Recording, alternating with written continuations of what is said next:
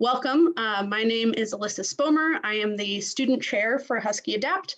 I am a white woman with my hair tied up right now, and I'm wearing a gray UW shirt and sitting in my bedroom here with a big bright light behind me. Before we get started, I'm going to share a couple accessibility notes. We do have captions available. They're automatic captions. So there might be some errors. We apologize for that. But if you would like to use closed captions, you can select that on the bottom of your Zoom screen.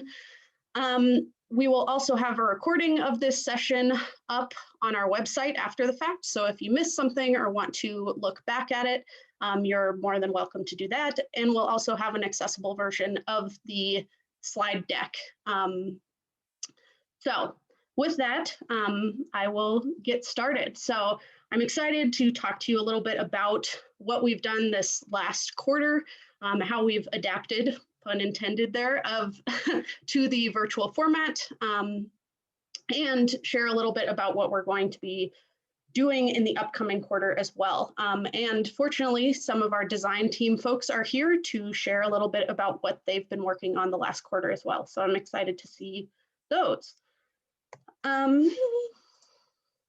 Okay, so some brief intro into Husky Adapt. So our mission is to foster an inclusive, sustainable, and multidisciplinary community supporting accessible design and play technology. And we do this through kind of three main pillars. The first being our toy adaptation program, the second being our design projects, and the third being what I'm calling outreach and education efforts. And I'm going to dive into a little bit of background. Some of this might be redundant for the folks that know a lot about Husky Adapt, but then spend a lot of time talking about ways you can get involved with each of these this quarter. So our first big kind of thrust of the program is toy adaptation. So there's been a lot of work to indicate that toys are very developmentally important in childhood. They teach things like cause and effect and help develop gross and fine motor skills. However, many toys that are on the shelves today don't work for every individual. So on the screen here, you're seeing three different toys. One that's a plush monkey with pink sunglasses, one that's a toy train, and then another that's this kind of colorful dog. And each of these activates in a way that requires a certain level of dexterity and fine motor skills. So for example, the monkey plush toy requires that you are able to reach out and squeeze its stomach, and that might not work for every user.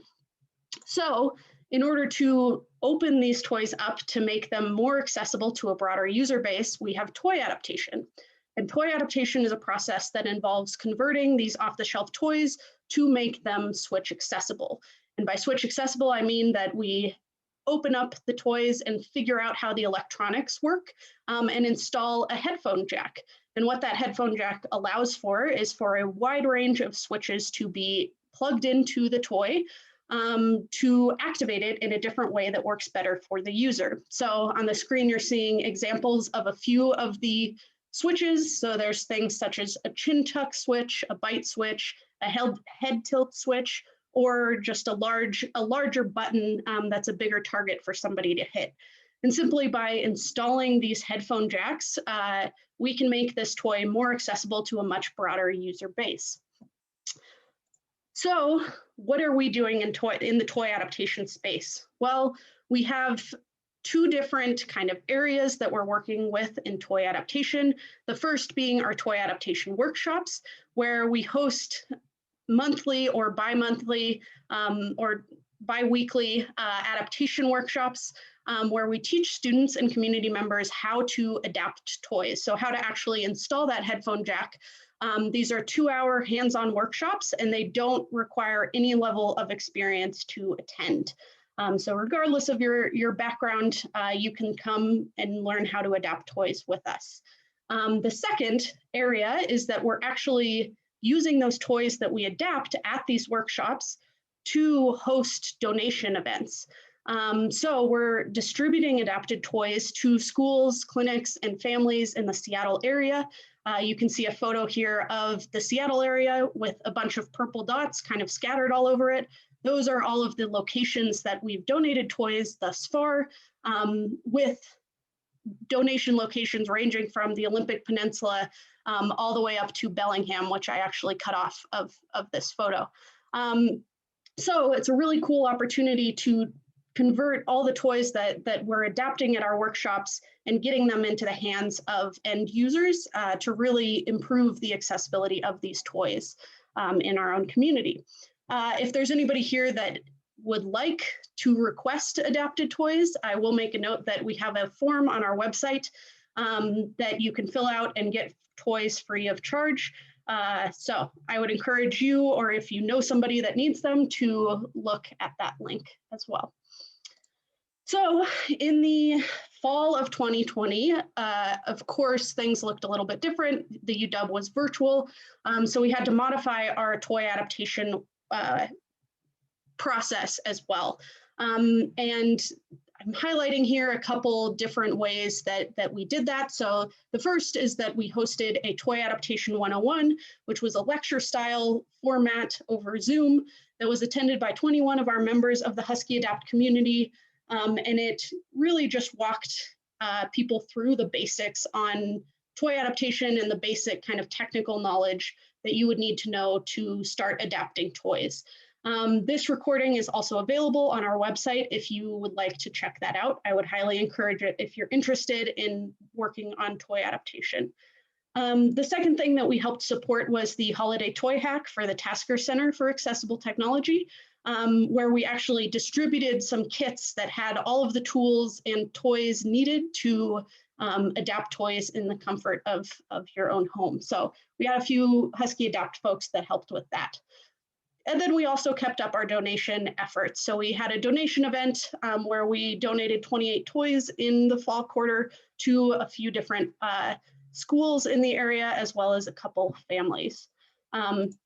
So as far as this quarter, I'm excited to let you know that we're going to be kind of building up our Toy Adaptation Workshop calendar.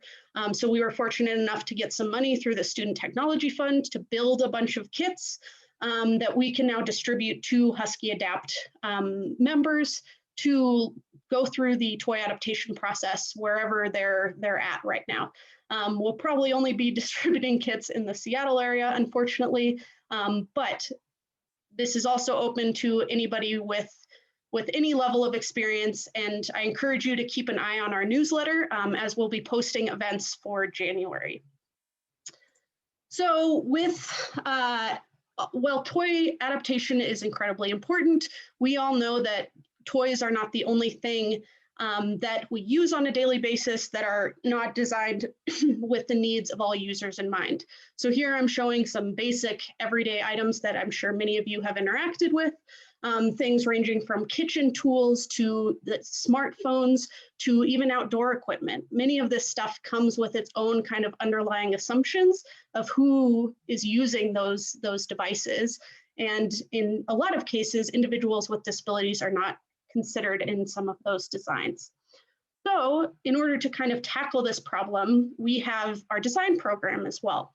So in our design program, we pair up teams of students with community co-designers that have come to us with a specific question or problem in mind. And the students work with them to create solutions to those problems. And here I'm showing a few different examples from previous design teams. So we had a team design an adaptive lunchbox that could be used with one hand. We had a team design a tremor reduction utensil, and another team that actually hacked into an Xbox controller and made this really cool arcade style controller to allow an individual to play video games. So this year, in the fall of 2020, we created 8 design teams, and they're working on 4 design challenges. These include an app design with Seattle Children's Hospital, a gait training walker, toys for autism spectrum disorder, and a remote steering vehicle project. I'm not going to get into these in any depth, because we'll actually be hearing from our design teams at the end of this session today. So please stick around for that. In winter 2021, how can you get involved with design teams? Well, as I mentioned, the the fastest way to get involved is to stick around today and help provide feedback to our design teams as they kind of start in the ideation and early prototyping phase. And we're also planning on doing a quarterly design review at the end of this quarter, again, to provide opportunity for other community members in Husky Adapt to provide feedback to our design teams. And that quarterly design review will be open to everyone in the Husky Adapt community. And once we set a date for that, the link will be provided in the newsletter as well. Our last pillar is our outreach and education pillar. So we're really passionate about starting conversations and teaching future engineers, clinicians, and educators about accessibility and accessible technology. And we do this by hosting lecture and panel style events and also doing some K-12 outreach. Unfortunately, we've had to kind of put a pause on the K-12 outreach given the current situation. But last quarter, we were actually able to host a couple different lecture events. So the first one that we did was with Dr. Heather Feldner, who is a faculty member in rehabilitation medicine, and she spoke on disability history, rights, and contemporary advocacy. And her presentation is again up on our website, so you can take a look at that. I would highly recommend it. It was a great talk on just some of the basics in the disability studies world.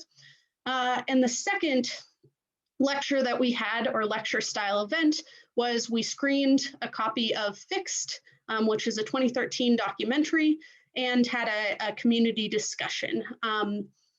Unfortunately, we don't have access to that documentary, but there are ways through the UW to rent that movie as well. If you're interested in the space, I would highly recommend checking out that movie. It's a really interesting conversation. So for this quarter, we're going to continue our lecture series, and our first event is actually next Wednesday from 4 to 5 p.m. and it will be virtual as well, so it will be on Zoom. And we're fortunate to have Dr. Richard Ladner and Dr. Annette Caspi talk about the Tasker Center for Accessible Technology and the newly founded CREATE, which is another UW center that's focused on accessible technology and accessible research. This is open to all Husky Adapt members as well. And it's a great opportunity if you're at all interested in the research space and accessible design from that perspective. I would highly recommend coming to this event. They're both going to be sharing some ways that undergraduate students and graduate students can get involved with both of these centers on campus. So this session does require an RSVP so we can keep track of attendees. And there will be a sign up via a link in our newsletter, as well as on various social media platforms, Instagram, Facebook, and on our website. Okay, so I've mentioned this newsletter a few different times. Obviously, you all found this meeting, so I would hope that you are already signed up for this newsletter. But if you are not, or you know somebody that might be interested in us or any of these things that I've highlighted so far, you can go to our website, which is departments.washington.edu/adaptuw. Scroll down on the front page and select join our email list. And then you'll be added to this email list where you can sign up for events. We send you a bi-weekly newsletter, and that's all we send you through that email list. So we're not intending to spam you, but that's the best way that we can get information and get all of these signups and these exciting events out there.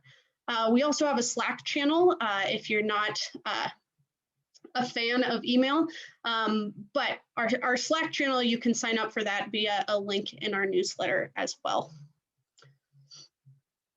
So I'm just one face here. I'm the student chair. Again, my name is Alyssa Spomer, but there's a whole team of folks that I wanted to highlight as well that are the chairs for the different groups within Husky Adapt that you'll probably see at events if you haven't seen them already. Many of them are here today.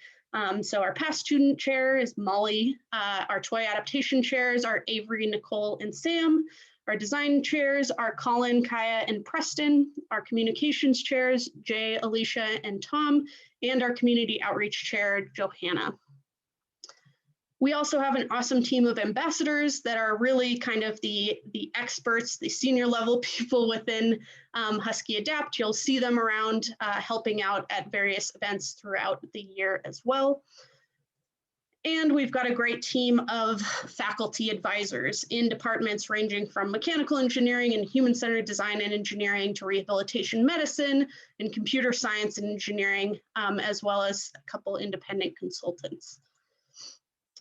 Okay, so I wanted to boil everything down into a single slide so that you had all of the upcoming events for winter quarter in one place. Again, I'll reemphasize, if you haven't signed up for our email list on our website, please do so, because that's the best way we can get sign-up sheets and all of this information to you.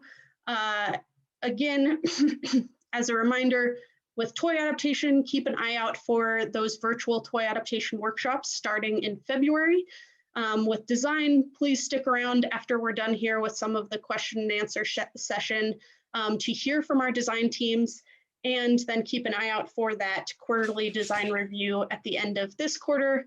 And finally, if you're interested in the Tasker Center and Create panel, I'll be sending out a newsletter on the 15th that will include that sign up and that RSVP. And we'll be hoping to have a lecture event every month. So if this one doesn't work out, we hope to see you at an event in the future. And I want to reemphasize before we kind of go into questions that all of the opportunities that I've highlighted here are open to all majors and all levels of experience. So we want to make these events as accessible as possible. So please, please come and join us. So with that, before we jump into our design team updates, I wanted to see if you had any questions related to kind of Husky Adapt or our big events this quarter. So I'll kick it to you all. And if you would like to, you can unmute yourself if you want to ask directly. And we have Nicole, one of our toy adaptation chairs, also monitoring the chat. So feel free to type things in to the chat box as well.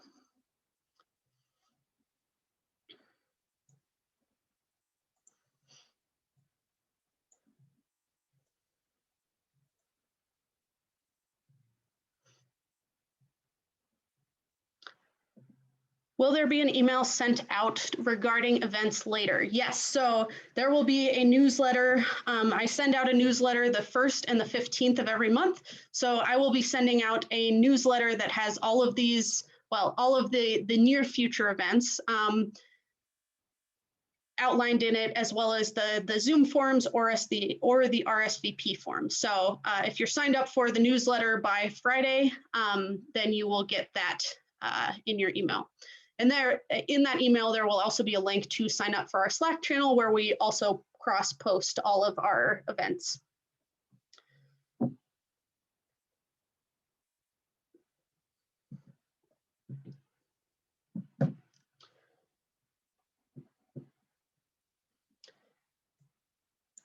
Anybody else have questions?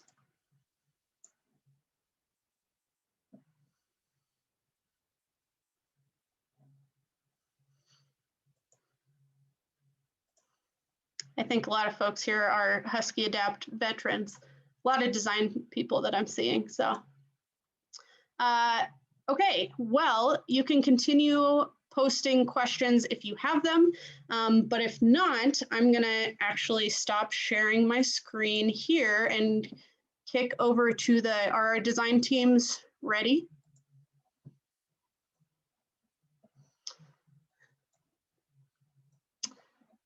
Okay, let me share my new screen.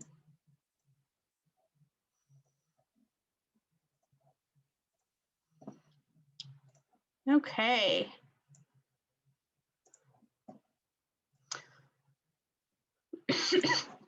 Okay, so we're going to start with Toy Team A. So I'll let Isabel go. So our team wanted to help kids with that are on the spectrum with reading, and especially syllable breakdowns and just like word development. And we did some research on like the current toys on the market that are available.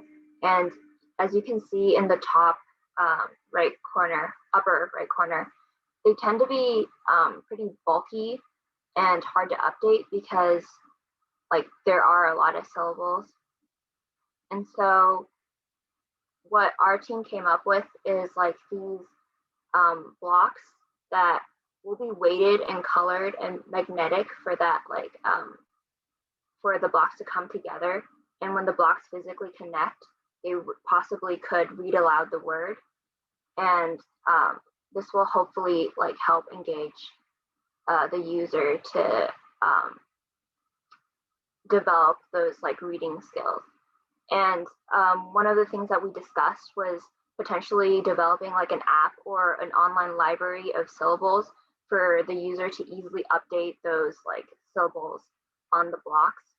So they don't have like this huge bulky toy that they have to work with. And these syllables can like switch out. So possibly we could like gamify the toy so the toy is more engaging to the user.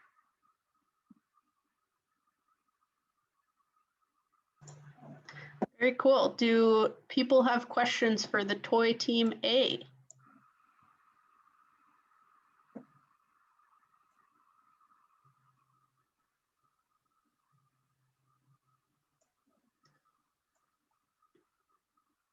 I have a question.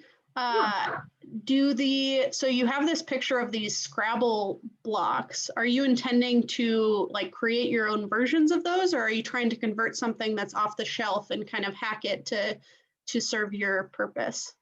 Currently, we're working on developing our own version of this. We're doing a little bit more research on like what is more needed within the user population. Like currently, the Scrabble tiles only have like the letters that alternate or switch, but potentially we might do a mix of letters and syllables depending on like what we find is a greater need. Very cool.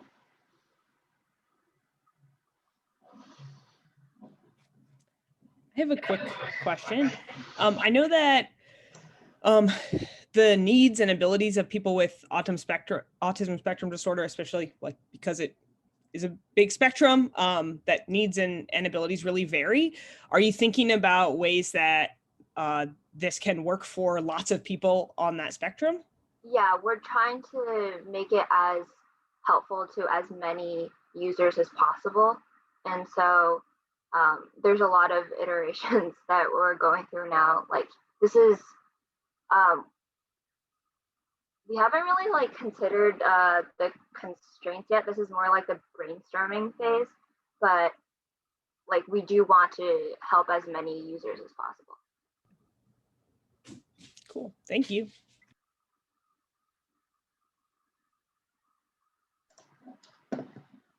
Okay, anyone else?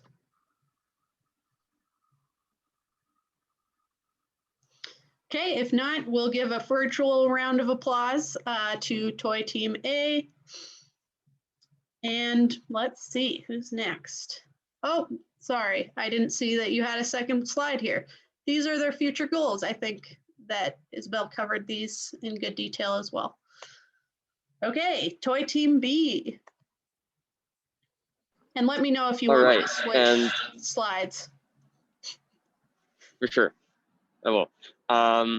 So basically we're the other team, like we're both dealing with the same sort of target market. We're creating toys for children with autism spectrum disorder, but while Toy A is focusing on sort of learning aspects, we are focusing more on how children with ASD take in senses, because difficulty processing sensory information is a common sort of manifestation of autism spectrum disorder in children.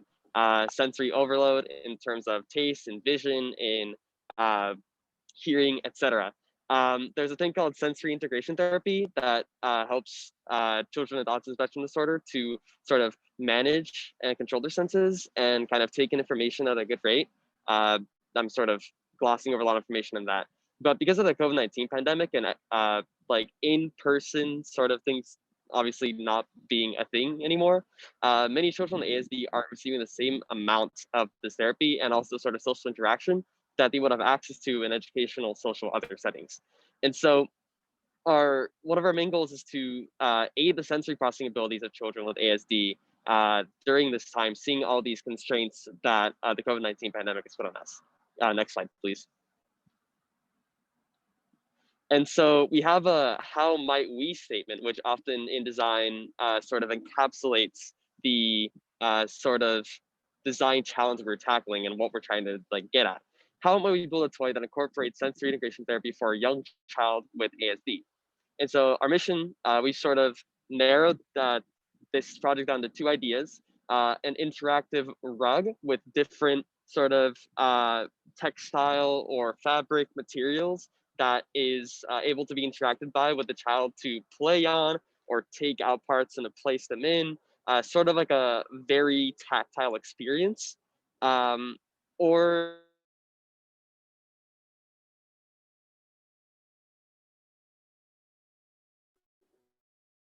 cube that have fidget cubes here. They have various clickable surfaces and wheels and like on a little like plastic cube shell. In essence, both of these should facilitate sensory stimulation. And we're also hoping lead to, like Toy A, more educational outcome in a child with ASD. And like I said, multiple kinds of materials, tactile experiences, and multiple senses. So you might have not only tactile like stimulation, but also have smells coming out of the rug that hopefully aren't like too overbearing, for example. And that's all while being careful to avoid sensory overload. And so since like most of these other teams, well, maybe not most, but some, because of the COVID pandemic, we haven't gotten to prototyping yet, and we're essentially only still at the brainstorming and ideating stage. So our team has a very busy quarter ahead of us planned with more research on what direction we should take this toy, as well as hopefully, fingers crossed, beginning to prototype our ideas. If anybody else from the team wants to jump in and add some stuff, you can do that now, or if not, questions.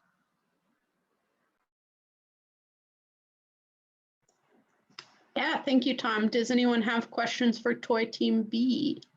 I have a question for Toy Team B. Will it be customizable to what types of tactile or other senses are stimulated? I know you give an example of smell, or maybe if there's flashing lights or something like that, would that be customizable for the user in the end? I don't have an answer for that, but I think that's something that we should keep in mind when we're designing. So thank you for the suggestion. I'll take it as a suggestion because we do need to keep that in mind, I think.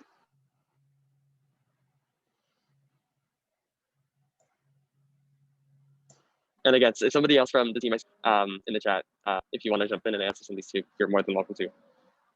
I'm not the only person that's talking. I'm taking notes on. I have a question, Tom, and rest of team. What is going to be your kind of design process for narrowing down? You've thrown out all these different ideas of different textiles or fabrics or textures. Like there's probably a million different options there. Have you thought about how you're going to go through that design process of narrowing down, finding out what the end user would actually find engaging or stimulating? There's my mute button. We're sort of thinking about this as, I'm going to say it's a 2-step process in order, like between now and actually choosing our design. We have a member on our team, Katie, who right now is in an ACD master's program, I believe. She is very sort of well-versed in the design process. And so with her help, we've kind of set up a schedule for ourselves where like in the first part of the design process is usually research. And so with all these ideas that we have right now, we're hoping to basically, like part of what we hope to research is to like see what sort of things end up being stimulating. We want to research more on sensory integration therapy to like understand how that actually works so we can integrate it in our toy better. And then usually after research, no idea, like often ideas aren't necessarily thrown out, but more ideas are actually like gathered from the research stage. So then there's a whole prototyping and sketching phase that is in the design process and that we also have planned out, where we want to sort of experiment with as many ideas as possible through like visual forms, and then seeing like which ones of these are possibly realistic. And with the COVID-19 pandemic, there's so many things that are like constantly in flux. Like we don't know if, like we don't have exactly like figured out like what actual manufacturing things we have like at our disposal. And so that should all change. So it just like, the more information we have, the better is my view. But also we do have like that, like we're trying to account for all that in the research stage. Very cool. Nice work. So for the sake of time, we can move on to our next group, which is App Team A. So we're moving into the digital world. So take it away, App Team A. Cool. So yeah, our project is just creating a mobile app that for the cancer care patients at the Seattle Children's Hospital. We just want to get them to be physically motivated and have some sort of social interaction and emotional support during this time. They're pretty quarantined to their own, just their own rooms and cells. And so we want to provide them with as much motivation as possible to just being active and just keeping their immune system active. And the general age range is between 13 and 18 years old in this unit, and so that's our target audience. And so we're hoping to integrate ourselves into the Get Well network, which is just a digital health care network that helps patients and parents find solutions to their unique challenges such as this. Most important thing is we want to track their patient's progress. The nurses and physical therapists are very they really want to be able to track this progress just because it helps the patient stay motivated and know where they're going and have an ultimate goal for just their stay. And in their own cells, they can't really walk around. And so we have to do a lot of stretches and calisthenics inside their own cell blocks. And so we're trying to figure out a solution to just incorporate a measurement for that. When you're walking, you can count the number of steps and the distances, but when you're doing calisthenics and stretches, where those kinds of solutions, we have to find a different one. We want the app to be usable in and out of the patient's room if and when they can come out of the cell to kind of walk around. That's when they'll be able to count the distance and track steps and things like that.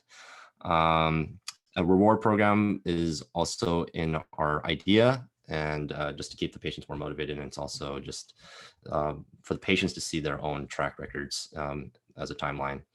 And and just a leaderboard system, though we'll have to keep the privacy of just each patient, because we have to keep them pretty anonymized. And that's our plan for right now. And then I think the next slide is our future plans.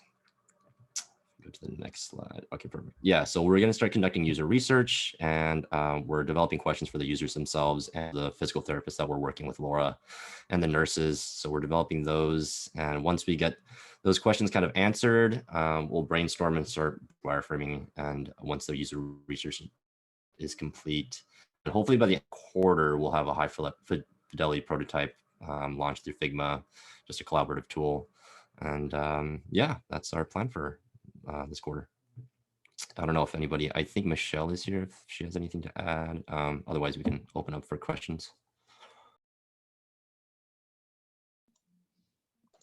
I'll start off with a question. Great presentation, I guess. What are your reward ideas for this age range? Because I think sometimes it's hard, like for little kids, it's always easy to think of like how to motivate them, but this age range is 13 to 18. So what are your ideas for that? Or is that going to come from your user research? Yeah, that'll have to come a lot through the user research. What they used to do was when they tracked distance, they would have just kind of just stickers on their walls or on their windows of how far they've they've walked, and yeah, so it works well for like lower, like, you know, younger kids, but for our age range, it's going to take a lot of user research and more of a physical kind of reward so that they can see, you know, that they're benefiting from doing the physical activities. So yeah, it's a good question. Have you thought at all about making this something that they can take outside? I know that you focused a lot on them staying active and kind of in hospital care, but is it your intent that this is something that they could keep as an app on their phone to, like, if they're doing regular checkups with their docs or something, that they can come back and show them like, oh, look how much progress I made, or how much walking and activity that I'm doing in like my daily life now that I'm out of care? Yeah, that's definitely something that we're considering, just to have the patients have their own kind of login and their track record. That's something that we'll have to just abide with HIPAA and the privacy, you know, those regulations. But yeah, that's definitely a possibility. And we would love for them to just, you know, they have their own iPads in their own cells that they can take around with them. But once they're outside, we're hoping that, you know, they'll still be able to find them on the App Store and hopefully routinely check up with the nurses and physical therapists. Yeah. Very cool. Well, thank you. Anybody else before we move on to App Team B? I have a question. Are you guys like creating this app like straight from like bare bones scratch, or are you guys using something that's kind of like already there's like a foundational and then you kind of build upon like that application to create it something into your own thing? Yeah, so right now it's pretty bare bones. We have a few developers that are experienced in, I believe Swift is the iOS. We're trying to make it for iOS because the patients have iPads.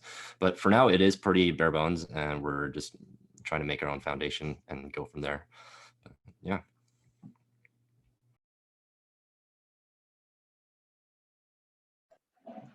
Okay, App Team B. Yeah, hi. I'm talking on behalf of App Team B. So we're working alongside App Team A, and we're like trying to figure out like our dynamics with that, and whether like we should have like two different design teams, or like maybe a team that's working on app development too. So our problem statement is to create an app that helps to motivate teen cancer patients in Seattle Children's Hospital to participate in getting steps. We came up with some design ideas, but ultimately we plan on finalizing these ideas after user research, since that's most important to determine the best design plan and really like understand these patients' needs. But some ideas that we came up with were gamification, or maybe a social aspect to connect them, including other exercises, but mostly prioritizing walking, integration with their existing Get Well Network platform, in-app rewards to motivate, and maybe a streak element or refill meter, and also allowing the caregivers and parents to see their progress. Moving on to the next slide, please. Okay, our plans for winter quarter. So ultimately, we plan to conduct research through surveys and interviews, qualitative testing, exploring that Get Well network to see its potential of integration, further ideation with Team A, and designing and creating a prototype. Thank you. Okay, thank you. Any questions? Yeah, Tom, I saw that you raised your hand. Yeah, I've got a question about the picture on the left on the slide here. Is that a previous like working prototype of the app, or is that something that was created this quarter? It was a prototype that was created last year, and we're not sure if we want to like just completely start from scratch, or maybe possibly use some of last year's ideas, but we want to do our user research to figure that out. And I guess a follow up to that, you sort of answered this, but it's like the user research, why you're like still like you're considering either starting from scratch or building on what was made last year. Sort of like what considerations are going into that?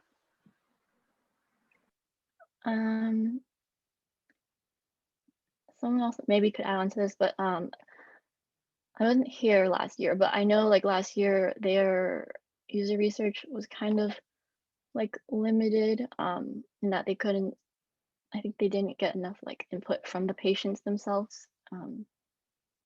Yeah. Okay, interesting. Thanks for answering questions. Best of luck. As far as doing that user research, since that's so critical to your design, do you have like individuals that are interested, or what's your plan for recruiting people to do that research? Are you going to go and talk to folks in the cancer care unit? Yeah, so far we conducted an interview with Laura, the physical therapist. I think we also had ideas to maybe conduct interviews with like nurses, or maybe like give surveys to the patients if possible. But also like considering like the like restrictions, I guess.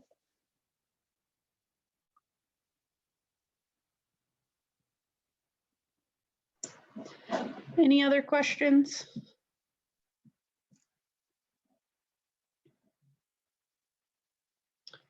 Okay, nice work, App Team B. We will move on to the remote vehicle team.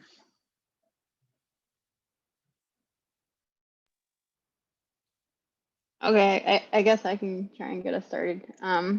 So we, well, it's me and Anya presenting today, but I guess we're making a vehicle in which the child can ride in, but we're gonna add like modifications, you know, for like their adaptive equipment, or, you know, like their needs, like if they need to be like more kind of closed in and more supported for postural reasons, things like that. So we're working with a physical therapist, and we're trying to we're still like in the research phase right now, trying to figure out like our overall like needs analysis. And I think we've made a lot of progress on that.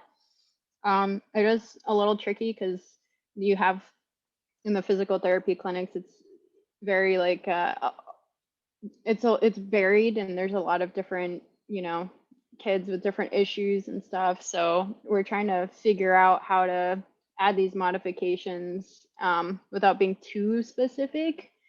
So some of our goals is making it so that it's adjustable, so you can take it apart and add different modifications, almost like Legos in a way. And we want it to be like a minimum of 10-foot range.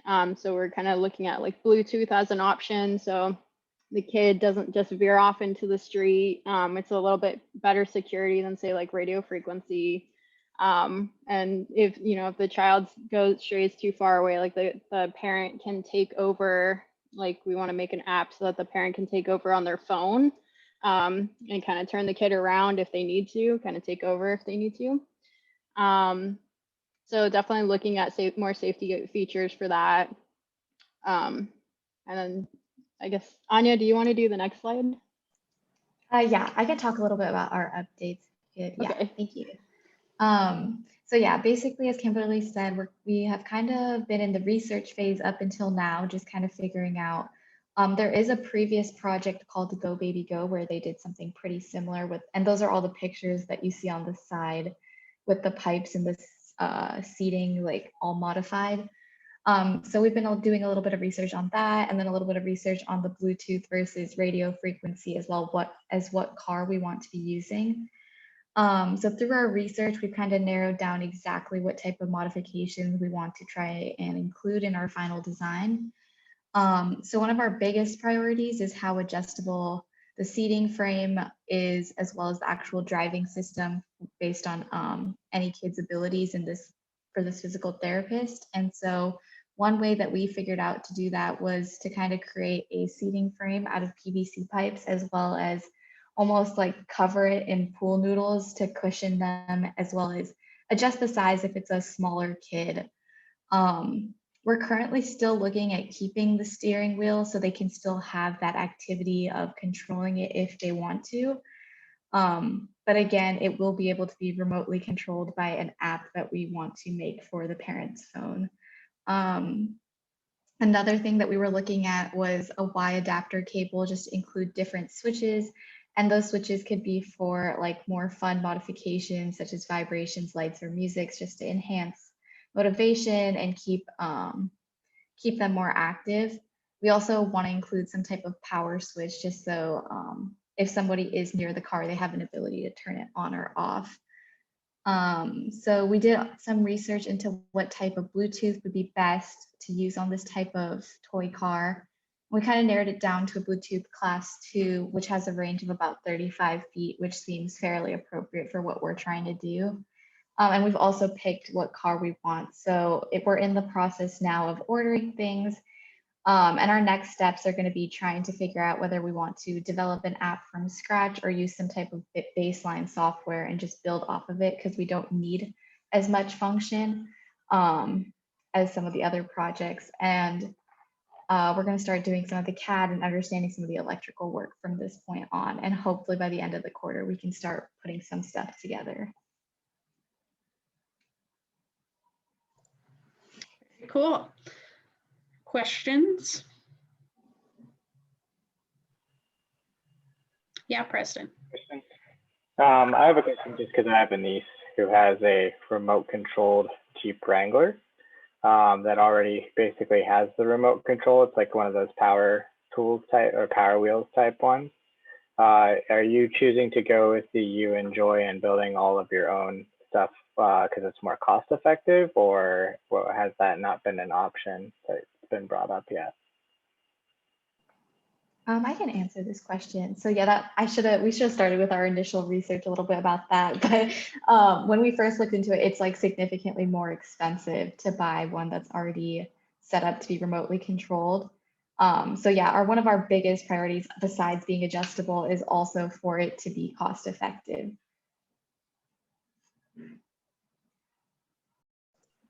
Awesome, thanks. Yeah, I was just kind of also curious if like the adaptability functionality, if you could take something that's already existing that is more expensive, but it's just a quick 2-3 step readjustment of maybe the gas pedal, putting it on the steering wheel, and how that would work for getting more of a target audience. Or not target audience, for like your demographic that you're trying to at least reach, so that people could do this on a larger scale. Just kind of something that's in the back of my mind. Yeah, I definitely think that's something we might have to look into more once we kind of create like a bill of materials or something based on our design right now, and just see how much it would cost. And if it's like not too far off, it might be more worth it for us to just take something on the market and adjust that.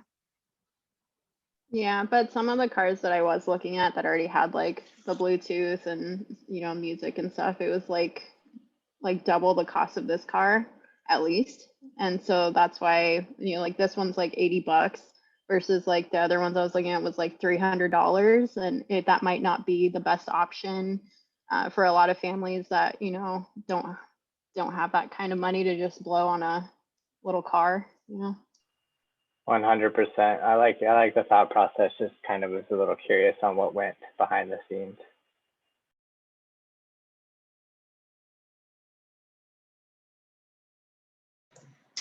I have a question.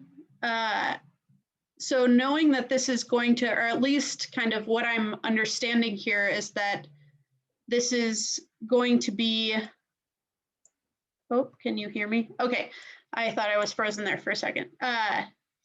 So with the understanding that this is going to be in like a physical therapy, used as a physical therapy device, have you thought at all in your design process about how to select materials or how to make kind of decisions based around the need to pass it between individuals? For like sanitation is a huge thing that's always the top of people's minds at the moment, but it's obviously an issue post-pandemic as well. Have you thought at all about some of the wear and tear that might come with passing this between individuals? I can address this a little bit, and then Kimberly, if you want to take over. But That wasn't something that I think we like explicitly talked about.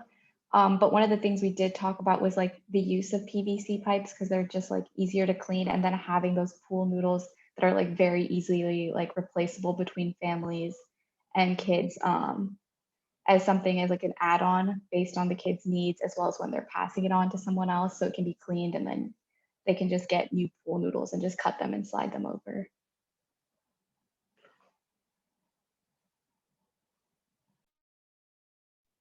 Yeah, I think that the car overall will be pretty easy. Like you can wipe it down with a cavi wipe.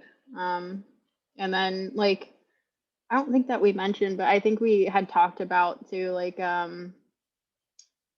for as far as like, you know, aesthetic wise, to put like magnets so you can, they're washable, but you can make it look cool and like more pleasing to the kid, you know, because I know that this is like just a plain white car, but you know, that would be like a cool way to, but also a sanitary option too.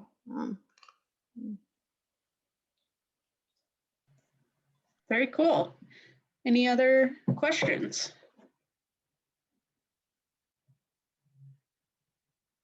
Okay, we'll move on to our last team, the gate training walker. Yep. Hey guys, I'm Daniel from the Gate Training Group. And as a gate training group, our mission is to modify a commercial gate walker with readily accessible materials to facilitate motor learning of proper gait patterns and posture in children experiencing developmental challenges. So after conducting intensive research, we found that the current market for commercial gate walkers, gate training walkers, is not inclusive for lower income individuals who need access to more advanced walkers for therapeutic purposes. So to bridge this gap, we plan to modify a existing training walker through 3D printing capabilities and use of a variety of different thermoplastics to create these modifications. And a couple of design ideas we have for modifying the walker are to add highly secure brakes, directional resistance features, and body support stabilization. Obviously, we can always implement more features and ideas, but currently we aim to create a product that can compete with the existing walkers and provide a high quality therapeutic solution at an affordable cost. And also my teammate Eric will kind of talk more about the materials we're designed to use. Thanks, Daniel. We're pretty excited about the possibility of doing all of our modifications with 3D printing based on the close resemblance to how actual gait training walkers are manufactured with injection molding, but replicating that with 3D printing. It gives us access to a very lightweight material that should not be a hindrance to the proper gait training for potential purchasers of our gait training walker. And additionally, it gives us access to very modular, very organic, and very flexible designs when we are going to the actual prototyping phase of designing our product. Yeah, so that's pretty much all we have for now. We're open to any questions, so feel free to ask them. I have a question. I might just be misunderstanding something. So you're saying commercial training walkers are too expensive, but then you said you're going to modify a current commercial training walker. So can you walk me through? I'm assuming you're using a different type, and how are you going to ensure that it helps learning proper gait patterns and posture, like in your mission statement? Yeah, so we kind of did a lot of like market research about, like we would search for like just off of Walmart, like how much a commercial gate walker is. And we found that like one gate walker was like $700. And that's really expensive, right? But we have a design from last year. I was not part of Husky Adapt last year, but we have references to that design from last year. And we're just gonna add on to that commercial walker and just add different features to it. And for gait training patterns, we noticed that a lot of children typically like have a really bad habit of kind of like walking on their tippy toes kind of, and like that could mess with developmental things that they're going through. So our features aim to kind of balance their body weight out with the training walker and just make it also very secure. So if they get off balance, the parent involved doesn't have to worry as much about kind of like saving the kid from tripping and falling. So hopefully the safety features we implement can solve that issue. And to add on to what Daniel was saying, a big part of our goal is to take a lot of the features that come from the more expensive, upper quality pediatric ones that are more accessible to people that own physical therapists, for example, and taking the features that are common with pediatric training walkers that they have and scaling it down to a more commercially accessible product. Great, thank you. I've got a follow-up question to that, if nobody else has anything to ask. Yeah, go for it. What are some of those features in specific that you've been talking about? Not only the ones that are present in pediatric gait walkers, gait training walkers, but also like safety features. Like what specifically have you sort of been thinking about implementing as modifications to the design that you've got from last year? Yeah, we kind of took our own spin and ideas on this. Obviously, the design from last year is kind of inspiration for what we kind of like want to do now. Did talk about we want to add like secure brakes and directional resistance features and body support stabilization. Those are very specific features that we need to talk more about. But I think our priority for this design is definitely safety, because if a kid is training, like these are children who are like very young, so if they're kind of like off balance and stuff, there's a really high chance that they could injure themselves. So we kind of are prioritizing safety over a lot of other things. But I think our team will talk about it more in the future, just like what other approaches we want to go with it. But yeah, hope that answers your question. For sure, thanks. Anyone else?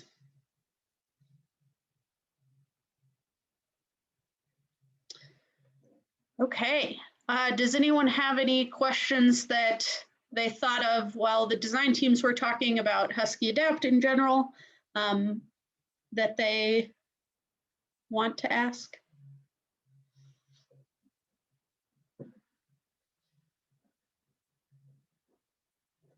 Don't think there's anything in the chat. Okay, well, thank you all so much for coming today, for hanging out. Thank you so much to all the design teams for presenting your work today. I'm excited to see what all you've done so far and where you're going to go this quarter. And looking forward to the end of quarter design review to see what you all did. So with that, I'll stick around for a couple minutes, but you're all free to go. Thank you so much for coming today.